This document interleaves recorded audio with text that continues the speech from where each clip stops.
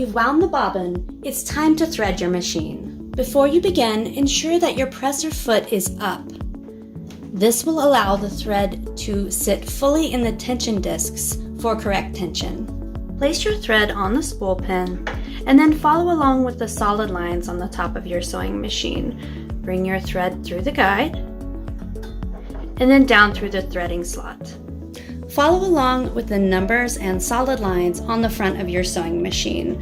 Bring your thread down, around the tension disc and back up, to the left and back down, ensuring that it goes through the take-up lever. Next, bring the thread through the thread guide and thread the needle manually, front to back.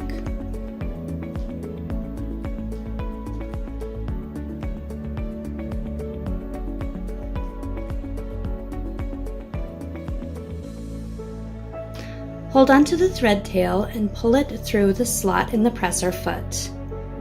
Next, turn your hand wheel towards you a complete rotation to pull up the bobbin thread.